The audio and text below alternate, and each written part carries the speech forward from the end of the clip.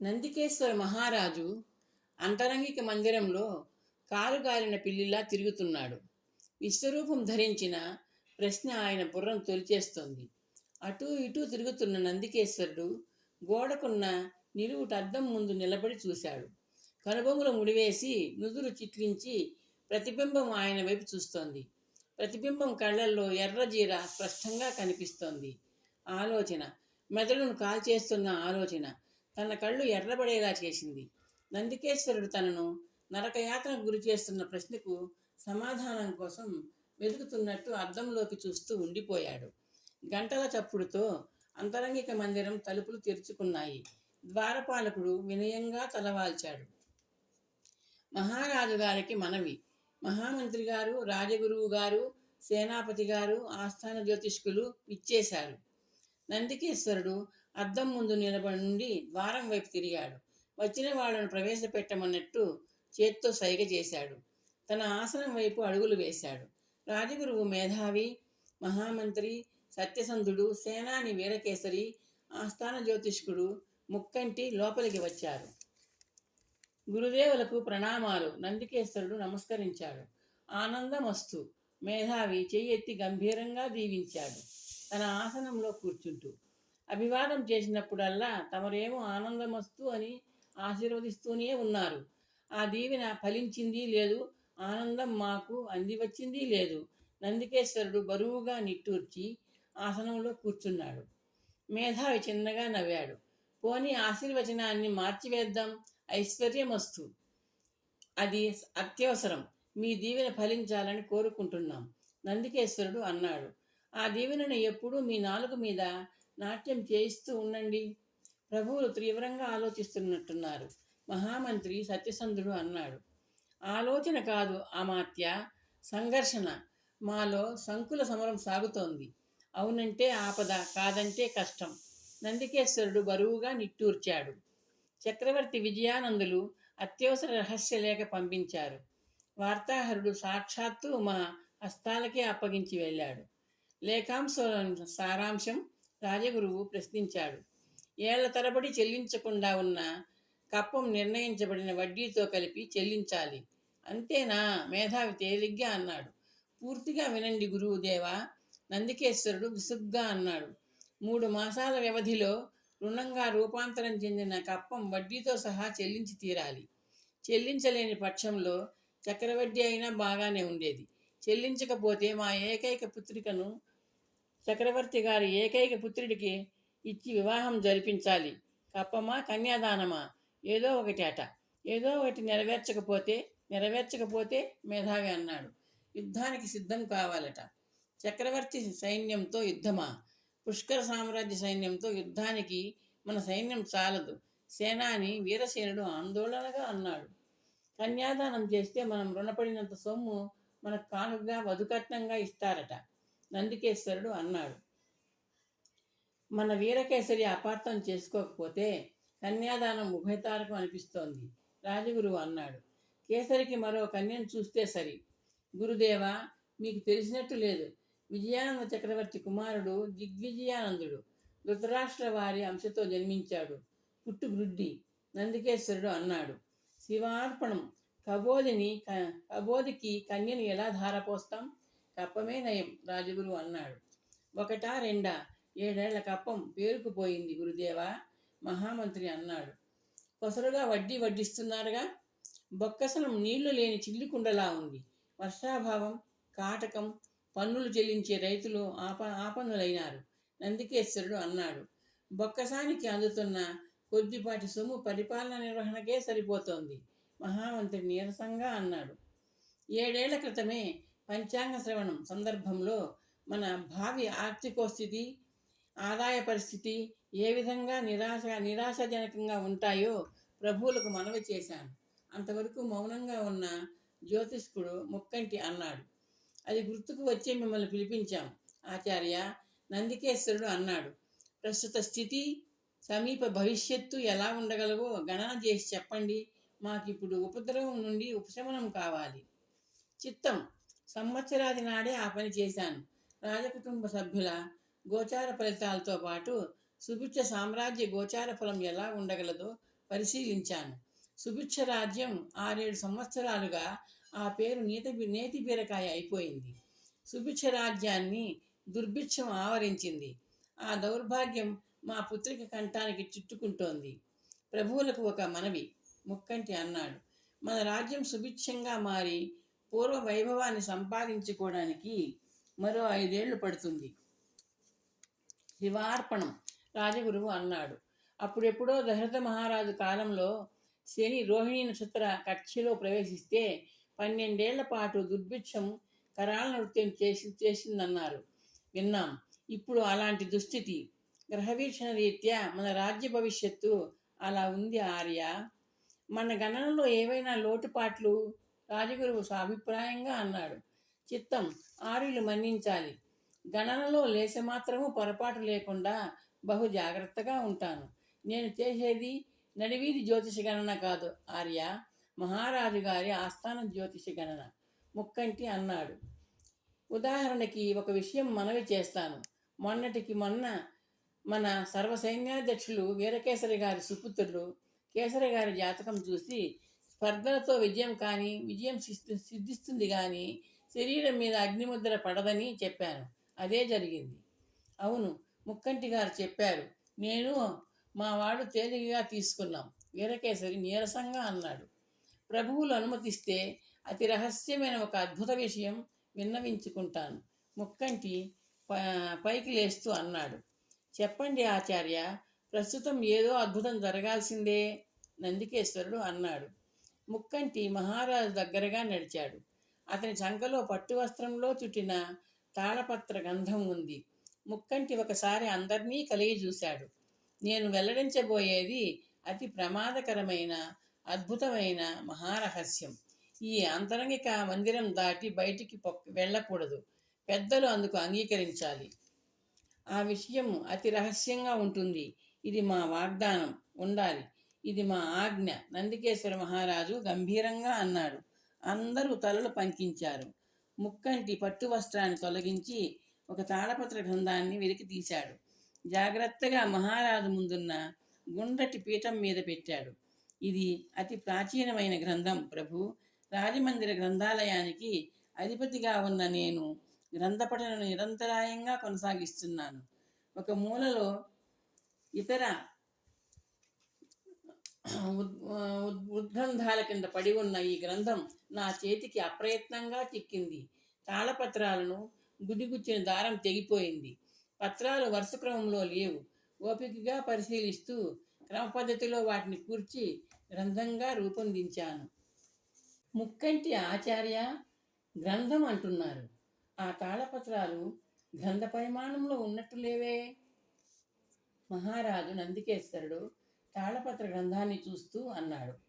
చిత్తం, పత్రాల సంఖ్య తక్కువే, అయినా దానిని గ్రంథం అనే పేర్కొనాలి ప్రభు. అవతారికలోను ముగింపులోను అంటే ఇతి శ్రీలోను కర్త ఈ చిన్న పొత్తాన్ని గ్రంథం అనే అన్నాడు. సరే, అది జ్యోతిష గ్రంథమా ఆచార్య? మహారాజు అడ్డు తగిలాడు. కాదు ప్రభు, మనవి చేస్తాను. గ్రంథ నామధేయం వినగానే ఆ గ్రంథంలోని విషయం అవగతమవుతుంది. గ్రంథం పేరు నిధి సన్నిధి. ఏమిటి? మరొకసారి చెప్పండి, రాజగురువు అన్నాడు. నిధి సన్నిధి అంటే? నందికేశ్వర మహారాజు కుతూహలంగా చూస్తూ అన్నాడు. ఏముంది ప్రభు, నిధి అంటే సంపద, సన్నిధి అంటే ఆ సంపద సామీప్యం, సంపద ఉన్న చోటు అని మనం చెప్పుకోవచ్చు, ముక్కంటి అన్నాడు. ఏ నిధి? అది ఎక్కడ ఉంది? ఆ గ్రంథం ఏదో కల్పిత గాథ కాదని ఎలా చెప్పగలరు? సత్యానంద అమాత్యుడు ప్రశ్నించాడు. పెద్దలందరికీ ప్రభువులకు ఒక విన్నపం. నిధి సన్నిధి గ్రంథం గురించి, అందులో పేర్కొన్న నిధి గునికి గురించి, ఇంకా ఇతర అంశాల గురించి వివరంగా చెబుతాను. కాస్త ఓపికతో ఆలకించమని మనవి. ముక్కంటి తాళపత్ర గ్రంథాన్ని జాగ్రత్తగా చేతుల్లోకి తీసుకుంటూ అన్నాడు. ప్రథమ పత్రంలో గ్రంథం పేరు మాత్రమే ఉంది. గ్రంథకర్త పేరు లేదు. ఇతిశ్రీలో కూడా గ్రంథకర్త తన పేరు చెప్పుకోలేదు. అజ్ఞాతకర్త అని మాత్రమే పేర్కొన్నాడు.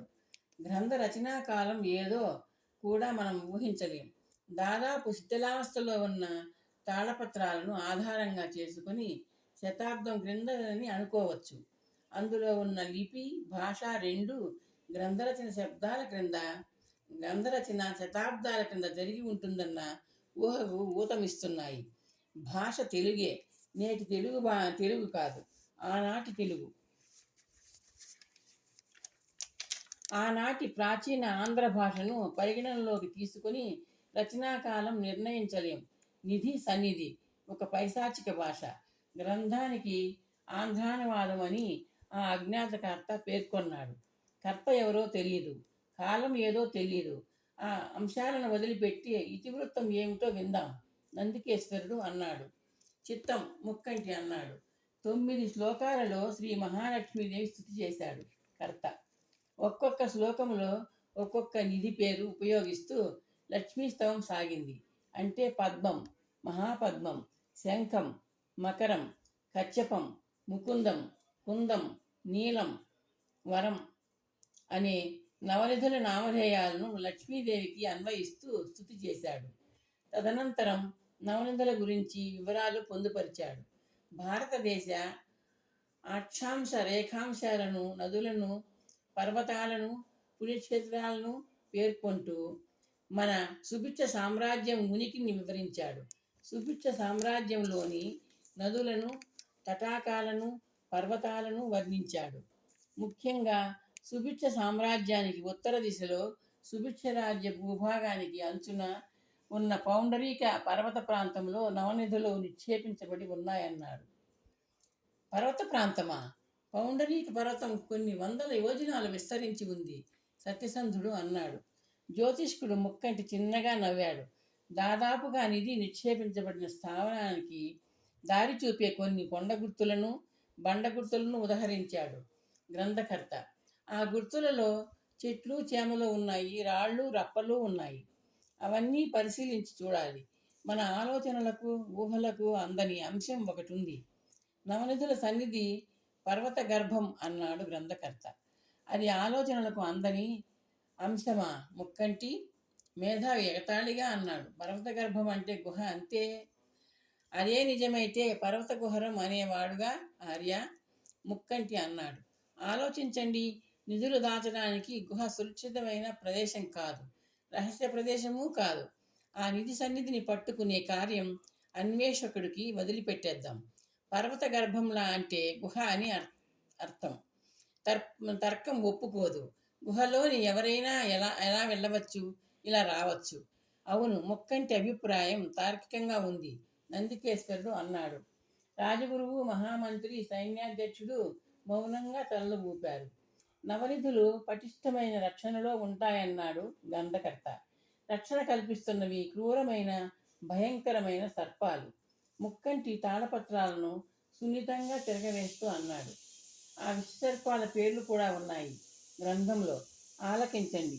ఉగ్రక, కపింజర, కర్కోటక, పిండక, మణినాగ, పిండారక, ముద్గర, కర్కర, శంఖముఖ.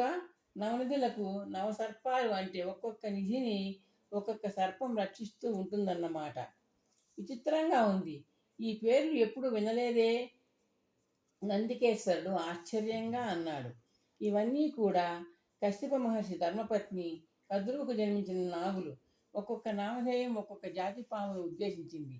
ఉదాహరణకి నాగుపాము అంటాం, అది ఒక పాము పేరు కాదు. నాగజాతి పాములన్నింటినీ అదే పేరుతో వ్యవహరిస్తాం. అలాగే కట్లపాములన్నింటికీ ఒకే పేరు. అలాగే కొండ చిలువ. అర్థమైంది.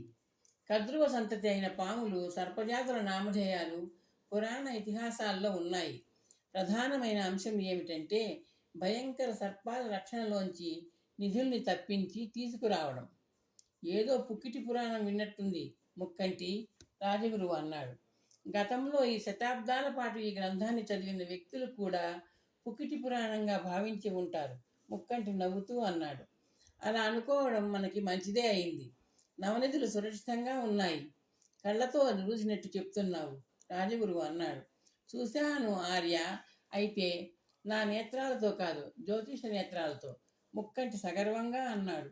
గ్రంథం పేర్కొన్న సన్నిధి స్థలాన్ని, దిక్కును, సుభిక్ష రాజ్య నైసర్గిక స్వరూపాన్ని, రాజధాని ఉనికిని, మన మహారాజు గారి జాతక చక్రాన్ని ఆధారంగా చేసుకున్నాను. దారి చూపే వృక్షజాతుల ప్రత్యేకతల్ని ఆధారంగా చేసుకున్నాను. నిధుల 9 నామధేయాలను ఆధారంగా చేసుకున్నాను. నవనిధులకు అహర్నిశలు రక్షకులుగా ఉండ సర్పాల నామధేయాలను ఆధారంగా చేసుకున్నాను. జ్యోతిష్ శాస్త్ర సూత్రాలను ఖచ్చితంగా పాటిస్తూ గణన చేశాను, శోధించాను, సాధించాను. పౌండ్రక పర్వత గర్భంలో నవనిధులు నిక్షేపంగా క్షేమంగా ఉన్నాయి. నందికేశ్వర మహారాజు గారి పాలనలో సుభిక్ష రాజ్య కోశాగారంలో కొలువు తీరడానికి వేచి చూస్తున్నాయి. నందికేశ్వరుడు ఉత్సాహంగా చూశాడు. ఆర్య, ముక్కంటి, ఒక సందేహం. చిత్తం. పౌండ్రక పర్వతం మన సుభిక్ష రాజ్యానికి పొలిమేర అయినట్టే అటువైపున ఉన్న కరవీర రాజ్యానికి పొలిమేర, అవునా? చిత్తం. కరవీర రాజ్యానికి ఆ నవనిధులు లభించవచ్చుగా? మంచి ప్రశ్న. పౌండ్రక పర్వతం మన రాజ్యానికి ఉత్తర దిక్కులో ఉంది. ఉత్తర దిశ కుబేర స్థానం. ఐశ్వర్యానికి అధిపతి అయిన ఆ కుబేరుడు ఉత్తర దిక్పాలకుడు కూడా. ఆ దిక్పాలక దేవుడి శుభదృష్టి మన మీద అంటే తమ మీద, మన రాజ్యం మీద సహజంగా ఉంటుంది.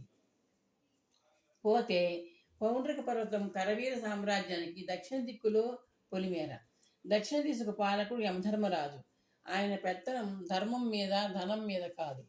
బాగుంది ఆర్య, ముక్కంటి, అనిధా భావించకండి. నమ్మశక్యం కాని విధంగా ఉంది, మహామంత్రి అన్నాడు. అవును, ఏదో కథ విన్నట్టుంది, వీరకేసరి అన్నాడు.